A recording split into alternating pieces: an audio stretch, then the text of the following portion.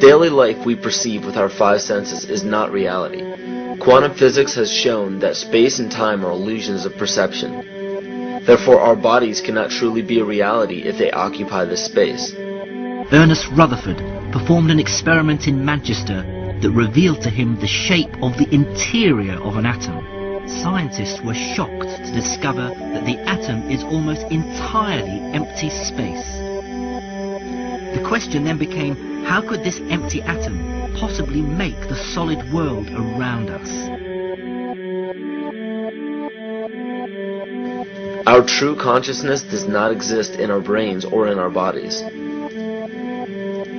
But this illusion of our individual bodies, along with the misinformation of our true origins, has manifested the idea that we all think independently from one another. With this misunderstanding, it would seem impossible to scientifically explain telepathy, clairvoyance, spiritual mediums, and other phenomena dealing with transferring information between sources without physical means of communication. But when you understand that there is a common spiritual bond between all things in the universe, and that we are all part of one divine intelligence, no phenomena is unexplainable. This simple understanding fills all the holes in modern religions. It explains reincarnation, déjà vu, predictions of the future, and literally every event, occurrence, or anomaly ever experienced. The blank matter within the most basic building blocks of perceivable existence is malleable and molded by intent. This means that consciousness shapes our reality. This seems difficult to accept for most, and it is quite understandable. In modern times, we are taught from an early age how to think rationally and tangibly. This is a very left-brain method of education, and it has more harmful effects than it's given credit for. The left brain deals with logic, details, facts, patterns, practicality, science, and math, as the right brain deals with feeling, intuition, symbols, images, risk-taking, philosophy, and religion. With a deliberate push for government-controlled educational curriculums, generation after generation of the youth are being taught to focus only on the facts, figures, and numbers. Repetition is used to train children subconsciously to accept what they're learning. Children aren't rewarded for questioning the validity of the information they receive. They are ridiculed. However, the children who blindly accept the information as true and merely regurgitate the information on command when it is time to take a test, those children go on to become the decision makers in our government, law, medicine, business, and every other occupation with power and prestige. The most detrimental effect of being pushed away from holistic thinking with the full brain into a strictly left brain thought is what is known as the suppression of the feminine. Every male and female have both feminine and masculine qualities. It has nothing to do with man or woman. These are represented by the left and right brain, yin and yang, black and white, light and dark, and most every other duality. Both are vital to our spiritual and physical health. In ancient Egypt, the female was the rightful heir to the throne. The male she chose to marry became pharaoh. This depicted the goddess tradition that has been destroyed to make way for a patriarchal, male-dominated society we see enforced in every major denomination. In suppressing the feminine of every society and pushing the people to strictly left-brain thinking, the natural ability for humanity to feel earthly, cosmic, and personal energy became lost.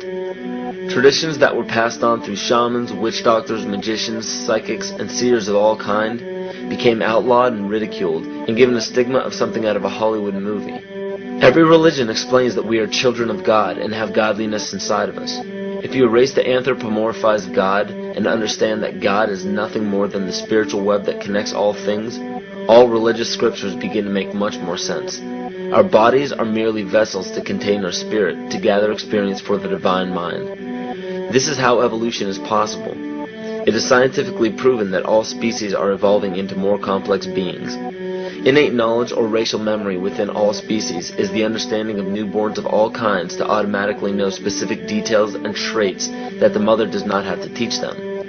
Therefore, innate knowledge helps every species naturally evolve towards more complex organisms. Lyle Watson claims that it was a Japanese scientist who observed the 100th monkey effect in 1952. In this observation, he discovered that a certain portion or percentage of monkeys learned or developed a new trait. The knowledge became an innate ability in that species. This is further testimony to a collective consciousness among species.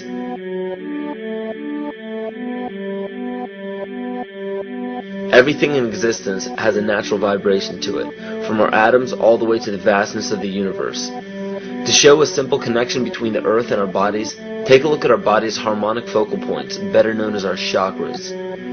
Just as there are harmonic focal points on the guitar string, there are locations within our body where our vibrations culminate. In Eastern philosophies, these 7 chakras are used to bring health and balance to the physical and spiritual body.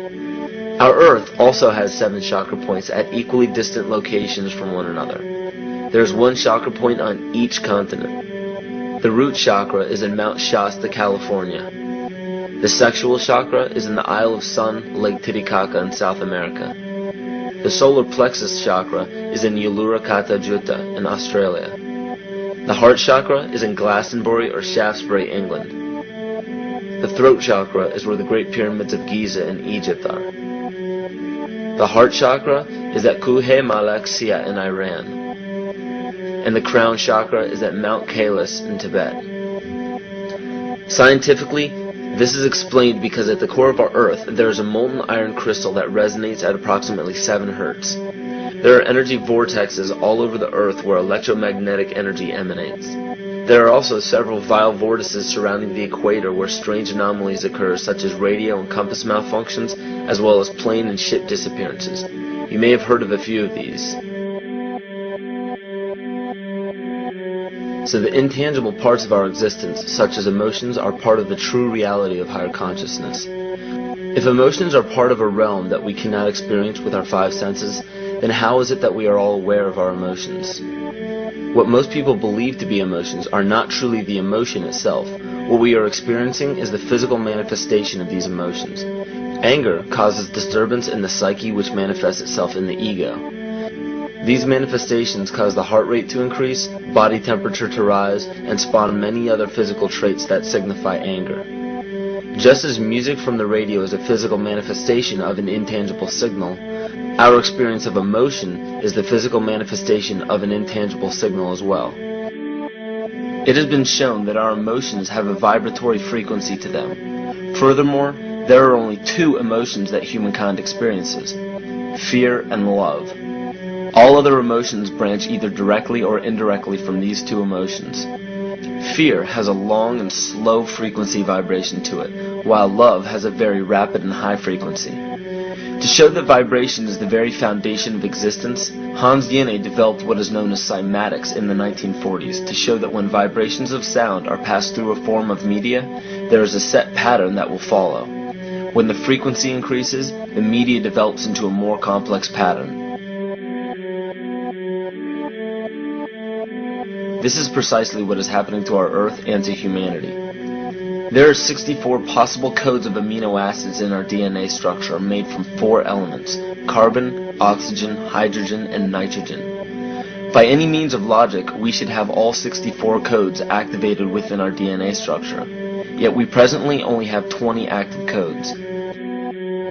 And of these 64 possibilities, it appears that only 20 of these codes are turned on right now for us, the 20 amino acids. There is a switch that turns off and turns on where those coding sites lie, and that the switch for that turning off and turning on is what we call emotion. And this is the first time that we've ever seen the patterns of emotion directly physically linked to human genetic material.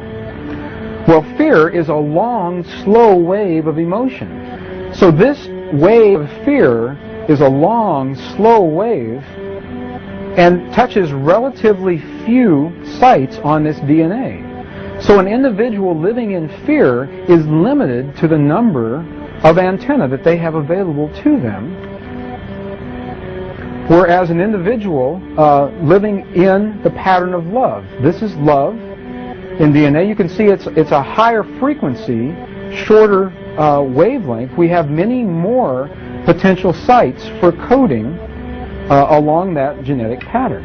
This information, this is amazing. This is the first time we've ever had a hard digital link between emotion and genetics.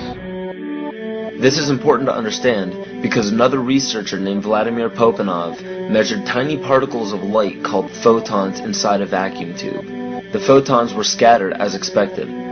A sample of DNA was then entered into the vacuum tube and they measured the photons again. They found that the particles of light aligned themselves along the axis of the DNA.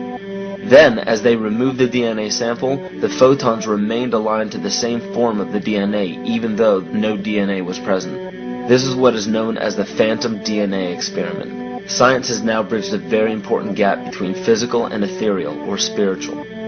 Our emotions directly affect the structure of our DNA, which directly shapes the physical world we experience every day. So the messages left by the ancients that we've explained here were more than just prophecies about a one-world government or a new world order. We now understand why the study of the heavenly bodies were so important. The rotation and orbit of all that makes up our universe serves as a clock to map changes and transitions.